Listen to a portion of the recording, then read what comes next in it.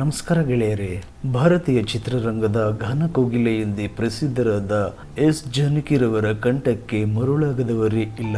17ಕ್ಕೂ ಹೆಚ್ಚು ಭಾಷೆಗಳಲ್ಲಿ 48,000ಕ್ಕೂ ಹೆಚ್ಚು ಹಾಡುಗಳನ್ನು ಹಾಡಿರುವ ಜಾನಕಮ್ಮನವರ ಜೀವನದ 10 ಪ್ರಮುಖ ಹಾಗೂ ರೋಚಕ ಘಟನೆಗಳನ್ನು ಇಂದಿನ ವಿಡಿಯೋದಲ್ಲಿ ನೋಡೋಣ ಬನ್ನಿ. ಮೊದಲನೆಯದಾಗಿ, ಜಾನಕಿ ಇವರು 1938ರಲ್ಲಿ ಆಂಧ್ರ ಪ್ರದೇಶದ ಗುಂಟೂರಿನಲ್ಲಿ ಜನಿಸಿದರು. ಅವರ ಕುಟುಂಬದಲ್ಲಿ ಯಾರು ವೃತ್ತಿಪರ ಗಾಯಕರಾಗಿರಲಿಲ್ಲ. ಆದರೂ ಜಾನಕಮ್ಮ ತಮ್ಮ 3ನೇ ವಯಸ್ಸಿನಲ್ಲೇ ಅದ್ಭುತವಾಗಿ ಹಾಡಲು ಶುರು ಮಾಡಿ ಎಲ್ಲರನ್ನೂ ಬೆರಗುಗೊಳಿಸಿದ್ದರು. ಎರಡನೇದಾಗಿ, 1957ರಲ್ಲಿ ತಮ್ಮ 19ನೇ ವಯಸ್ಸಿನಲ್ಲಿ ತಮಿಳು ಚಿತ್ರ ವಿಧಿ ಬಾಬನ್ ಮೂಲಕ ಹಿನ್ನೆಲೆ ಗಾಯಕಿಯಾಗಿ ಚಿತ್ರರಂಗಕ್ಕೆ ಕಾಲಿಟ್ಟರು.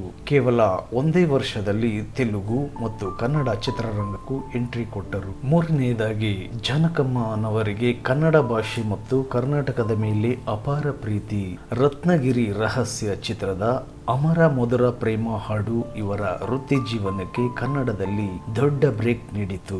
ನಾಲ್ಕನೆಯದಾಗಿ, ಇವರ ವಿಶೇಷತೆ ಎಂದರೆ ಧ್ವನಿ ಬದಲಾಯಿಸುವುದು. ಸಣ್ಣ ಮಗುವಿನಿಂದ ಹಿಡಿದು ವೃದ್ಧೆಯ ಧ್ವನಿಯವರೆಗೆ ನೂರಾರು ಹಾಡುಗಳನ್ನು ಹಾಡಿದ್ದಾರೆ. ಶಿವಪ್ಪ ಕಾಯೋ ತಂದೆ ಹಾಡಿನಲ್ಲಿ ಮಗುವಿನ ಧ್ವನಿಯಲ್ಲಿ ಹಾಡಿ ಎಲ್ಲರ ಕಣ್ಣಾಲಿಗಳು ಒದ್ದೆಯಾಗುವಂತೆ ಮಾಡಿದ್ದರು. ಐದನೆಯದಾಗಿ, ಎಸ್.ಪಿ. ಬಾಲಸುಬ್ರಹ್ಮಣ್ಯಂ ಮತ್ತು ಎಸ್ ಜಾನಕಿ ಜೋಡಿ ದಕ್ಷಿಣ ಭಾರತದ ಎವರ್ ಗ್ರೀನ್ ಜೋಡಿಯಾಯಿತು. ಇವರಿಬ್ಬರು ಒಟ್ಟಿಗೆ ಸಾವಿರಾರು ಕ್ಲಾಸಿಕಲ್ ಮತ್ತು ಡ್ಯುಯೆಟ್ ಹಾಡುಗಳನ್ನು ನೀಡಿ ಇತಿಹಾಸ ಸೃಷ್ಟಿಸಿದರು. ಈಗ ಇವರಿಗೆ ಸಂದ ಪ್ರಶಸ್ತಿಗಳು ಮತ್ತು ಇವರ ಕೆಲವು ನಿರ್ಧಾರಗಳು ಹಾಗೂ ಕಹಿ ಘಟನೆಗಳು ಈ ಬಗ್ಗೆ ತಿಳಿಯೋಣ ಬನ್ನಿ.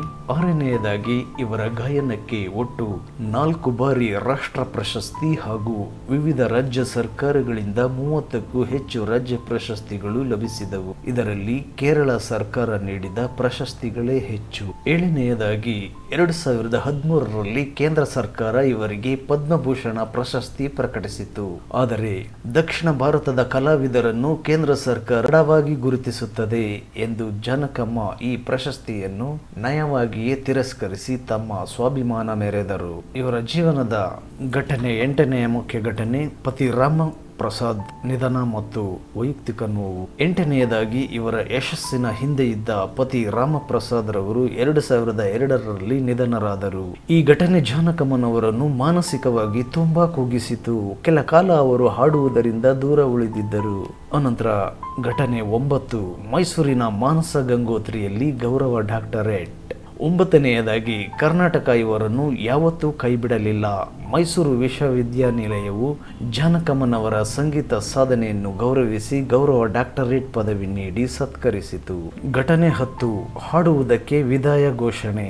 10ನೆಯದಾಗಿ, 2016ರಲ್ಲಿ ತಮ್ಮ 60 ವರ್ಷಗಳ ಸುದೀರ್ಘ ಸಂಗೀತ ಪಯಣಕ್ಕೆ ಜಾನಕಮ್ಮ ವಿದಾಯ ಹೇಳಿದರು. ತಮಿಳಿನ ಮುತ್ತುಕುಮಾರ್ ಎಂಬ ಲಾಲಿ ಹಾಡು ಮತ್ತು ಮಲಯಾಳಂನ ಒಂದು ಹಾಡಿನ ಮೂಲಕ ತಮ್ಮ ವೃತ್ತಿ ಜೀವನದ ಕೊನೆಯ ರೆಕಾರ್ಡಿಂಗ್ ಮುಗಿಸಿದರು. ಇಂದು ಜಾನಕಮ್ಮನವರು ಹಾಡುವುದನ್ನು ನಿಲ್ಲಿಸಿರಬಹುದು, ಆದರೆ ಅವರು ಹಾಡಿದ ಸಾವಿರಾರು ಹಾಡುಗಳು ಎಂದೆಂದಿಗೂ ಅಮರ. ಘನಕೋಗಿಲೆ ಎಸ್ ಜಾನಕಿರವರ ಹಾಡುಗಳಲ್ಲಿ ನಿಮಗೆ ಅತ್ಯಂತ ಇಷ್ಟವಾದ ಹಾಡು ಯಾವುದು ಎಂಬುದನ್ನು ಕಮೆಂಟ್ ಮಾಡಿ ತಿಳಿಸಿ.